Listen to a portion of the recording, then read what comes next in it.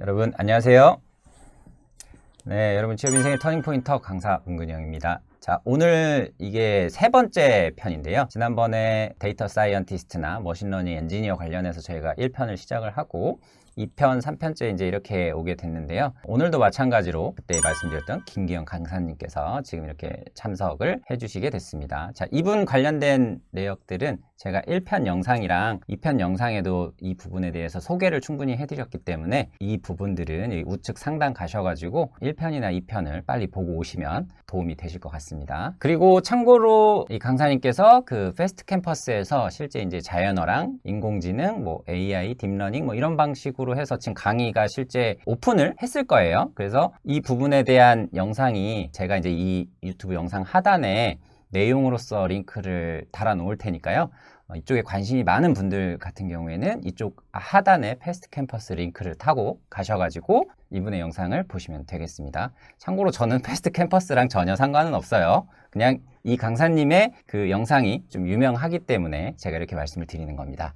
자, 오늘도 이제 마지막 편을 이제 준비를 했는데 간단한 이제 질의응답 그리고 학생분들이 가장 많이 궁금해하는 내용들을 제가 이제 질문을 해드릴 거고 그 현직자의 입장으로서 아마 여러분들한테 이제 답변을 해 주실 겁니다. 오늘도 처음부터 끝까지 잘 봐주시기 바랍니다. 제가 먼저 이제 학생분들이 궁금해하시는 부분 중에 하나가 저희가 첫 편에서 전공 관련된 얘기를 했는데 이게 학사에서 끝내야 되냐 아니면 석사까지 가야 되냐 이게 실제 업계에서 이게 학벌 같은 것도 많이 중요하게 보느냐 이런 쪽에 대한 또 궁금증이 많이 있으셨는데 이에 대한 생각은 실제 어떠신가요? 단순히 어떤 본인이 학벌에 대한 예를 들어서 컴플렉스가 있다거나 네. 속된 말로 세탁하는 네. 세탁이라고 네. 하죠. 그렇죠. 그런 용도를 위해서 네. 만약에 대학원에 가겠다라고 하면은 저는 그것은 반대하고 싶어요. 사실 이 딥러닝, 머신러닝 이런 인공지능 분야가 굉장히 산업계와 학계의 그런 갭이 굉장히 적은 분야에 속합니다.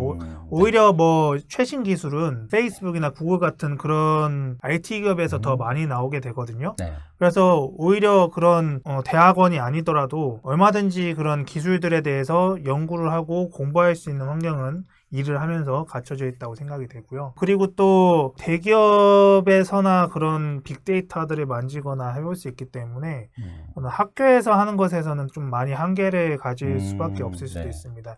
그래서 만약에 나는 정말 이 분야가 너무나도 재미있고 깊이 공부하고 싶고 나는 연구라는 게 너무 재미있는 것 같고 내 적성인 것 같아 라고 하시면은 뭐 석사 또는 더 나아가서 박사를 진학하시는 것도 굉장히 좋은 방법이 될 수 있을 텐데 단순히 나는 학사 비전공 학사고 특히나 학벌에 대한 마음이 너무 불편하니까 좀 그냥 가볼까? 네. 이런 거는 아마 좋은 생각은 아닐 것 같아요. 네. 네, 아무래도 이게 현업자의 생각이시기 때문에 그냥 단순하게 내가 세탁의 목적이다. 학벌을 세탁을 하기 위한 목적이라고 하면 석사는 안 하시는 게 낫다. 네. 그렇게 얘기하신 거고 자기가 진짜 관심이 있고 내가 이 부분에 대해서 좀 더 심도 있게 전공을 많이 좀 해서 더 배우고 싶다라고 했을 때는 찬성을 해주신다. 그런 거죠. 네, 특히나 그리고 또 학벌 같은 경우에도 사실 이 분야는 학벌이 그렇게 사실 중요하지 않아요. 내가 살면서 취업을 하면서 도움이 될 수는 있겠죠. 네. 근데 나는 실력이 너무나도 좋은데도 불구하고 학벌 때문에 떨어졌어는 생기지 않는다는 겁니다. 그러면은 이제 학생들이 일반적인 전공을 했었던 그런 학생들은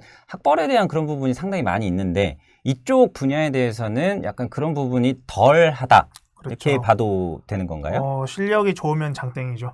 실력. 네. 역시 전문성, 실력. 네, 이 그래서 부분이. 뭐 저랑 같이 일하던 분 중에는 뭐 비전공자들도 굉장히 예전에도 많았고 네. 지금도 많이 계시고 그분들도 다 뛰어난 실력 가지고 계셨고 또 저랑 같이 매일 친하게 지내던 동생도 있는데 그 동생 같은 경우에는 심지어 영문과 나왔어요. 근데 구글 갔습니다. 영문, 그것도 그 일반 행정적인 그런 쪽으로 가신 게 아니라 그냥 개발자 쪽으로. 네네네. 이런 머신러닝 이런 관련된 직종으로 해서 그런 것 그렇게 해도 되는군요. 네네네. 그래서 지금은 진짜 뭐 그런 네이버나 카카오 이런 것도 다 마찬가지예요. 그런 정말 실력이 있다고 하면은 네. 학벌, 전공 보지 않아요. 네, 물론 이런 건 있을 수 있어요. 그러니까 당연히 그분들도 뭐 서울대 가신 분들도 어릴 때 공부 열심히 해서 가셨으니까 예. 플러스가 있긴 있어요. 그렇죠. 예를 들면은 그래서 서울대 나오셨어요.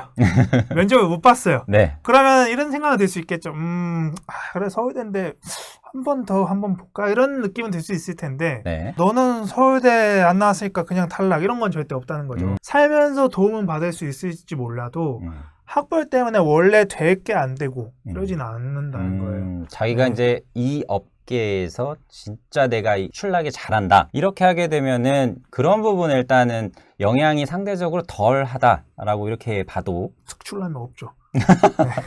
그냥 잘하면 영향이 덜한 거고 네네. 특출나면 아무 영향이 없죠. 예, 네. 자, 여러분들 이해하셨죠?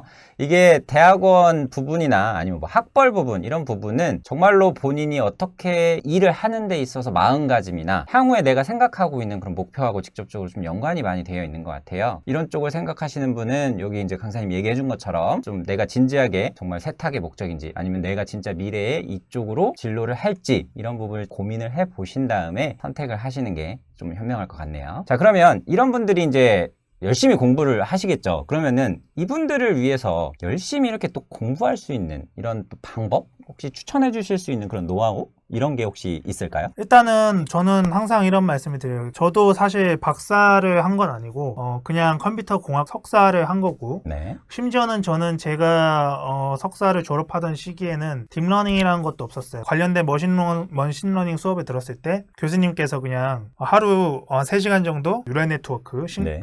뉴럴 네트워크 수업을 하시고 그냥 끝났거든요. 잘 되는데 잘 안 써 이러면서 끝났거든요. 그래서 그렇기 때문에 제가 드리고자 하는 말씀은 저도 결국에는 다 학교를 나와서 제가 혼자 공부한 거거든요. 일을 하면서 또는 혼자 따로 네. 그렇게 공부한 거예요. 사이드 프로젝트를 진행하면서 이렇게 공부한 거기 때문에 얼마든지 실제로 공부할 수 있는 방법은 널려 있고 저는 그래서 가장 좋은 방법이 일단 유튜브가 되겠습니다. 아, 유튜브요. 유튜브 같은 경우에는 요새는 워낙 좋은 시절이라 그런 스탠포드라든지 여러 유명한 해외 유명 학교에 세계 정말 내노라 하시는 석학분들이 강의하신 그런 내용들이 있는 거 아마 잘 아실 거예요. 네네네. 보시는 분들이. 그리고 또 이제 논문 같은 경우에도 예를 들어 옛날에는 논문 같은 경우에 돈을 내야지 볼 수 그렇죠. 있었어요. 네. 요새는 그런 아카이브라는 웹사이트가 있어서 예전과 달리 논문을 뭐 돈 내지 않고 그냥 볼 수 있을 정도로 그런 공유하고 오픈되어 있는 문화가 잘 되어 있기 때문에 네. 얼마든지 자기 자신이 마음을 먹은 거에 따라서 네. 공부를 할 수 있게 됩니다. 그래서 뭐 전혀 학교를 가지 않아도 그런 유튜브라든가 그런 인터넷을 통해서 네. 그냥 공부를 하실 수 있어요. 그리고 물론 근데 자기가 베이스가 부족하다 하시는 네. 분들이 있을 수 있죠. 예, 그렇죠. 나는 수학적으로 좀 부족하고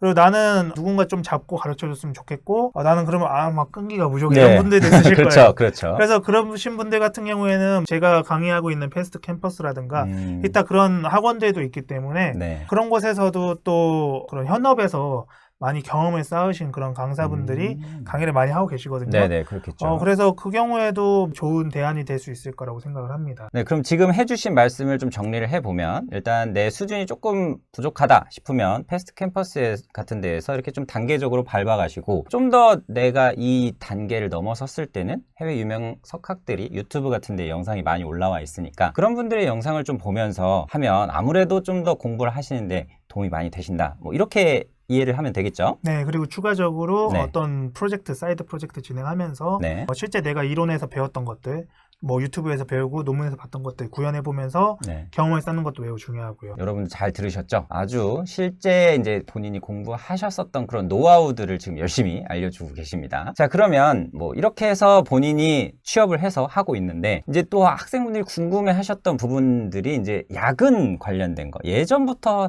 이런 컴퓨터 관련된 업무 하시는 분들은 야근이 많다. 그 다음에 뭐 재택근무도 이렇게 한다. 뭐 이런 얘기가 있는데 실제로 이제 겪어보셨는데 어떠신 것 같나요? 야근을 진짜 많이 하시는지 아니면 재택근무도 이렇게 좀 하는 편인지 본인의 경험에 빗대어서 한번 얘기를 좀 해주실까요? 일단은 당연히 케바케고 케바케. 네. 근데 네. 이제 제가 말씀드릴 수 있는 건 저의 경험에 비춰봤을 때 바쁠 때는 당연히 야근할 때도 있죠. 네. 바쁠 때 예를 들어서 뭐 프로젝트가 마감에 가깝다거나 그렇죠. 아니면 뭐 내가 연구 중인 논문이 뭐 마감에 가까웠다거나 네. 이럴 때는 뭐 진짜 밤새서 하기도 합니다. 예. 보통 그렇게 바로 마감이 임박했을 때 제외하고는 뭐 그렇게 야근을 많이 하는 편은 아니고요. 다만 근데 이제 이런 인공지능 쪽 특히 뭐 딥러닝 쪽은 이런 실험 시간이 굉장히 많이 걸려서 네네. 가끔 제가 궁금하면 밤에 실험 결과를 확인한다거나 이런 것들이 있을 수 있어요. 근데 일반적으로는 그냥 뭐 밤에 야근을 많이 한다거나 이런 건 없다고 보시면 될 것 같아요.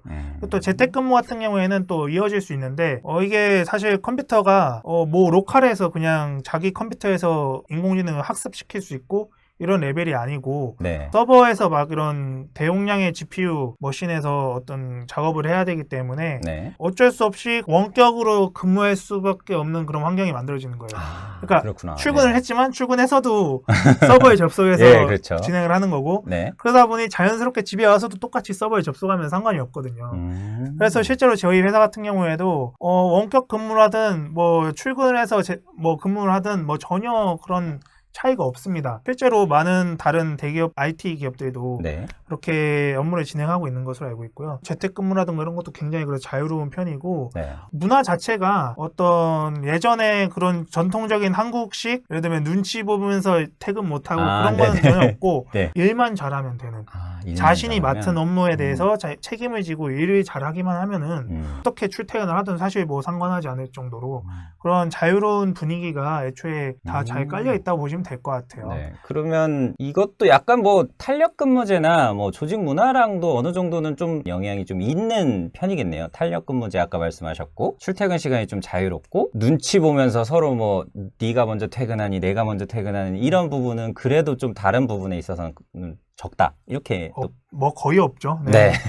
네, 아주 현업에 있는 아주 고급 정보였네요. 그다음에 이제 마지막 질문이 될 것 같습니다. 앞으로 이제 이런 쪽으로 이제 진로를 이제 하시는 분들이 많이 있을 텐데 미래의 후배들한테 이런 부분을 준비해라. 아니면은 내가 인생의 선배로서 조언을 해줄 수 있는 그런 말 있으면 한번 해주실까요? 네, 저는 또 제 수업에서 수강하시는 분들한테도 말씀드리는 건데 4차 산업혁명이라고 하잖아요. 그렇죠. 4차 그래서 산업혁명. 혁명이라는 게 뭘까를 생각해 보면 어떤 굉장히 큰 혁신이 발생을 해서 위아래가 뒤바뀌는 그런 거를 혁명이라고 하죠. 실제로 보면은 이 4차 산업혁명을 맞이해서 인공지능 이런 업계에서도 보면은 기존의 어떤 뭐 구글이나 네이버 같은 그런 대기업들이 수십 년 동안, 십수년 동안 해왔던 연구를 리셋을 시켜버리는 그런 혁명이 일어났거든요. 네네. 딥러닝의 이런 발전으로 인해서. 그렇죠. 그래서 그냥 제로 베이스에서 다시 처음부터 시작을 하는 거예요. 그때는 누가 그냥 먼저 빨리 시작을 하냐, 누가 더 열심히 하냐 이런 게 훨씬 더 중요한 요소가 되는 겁니다.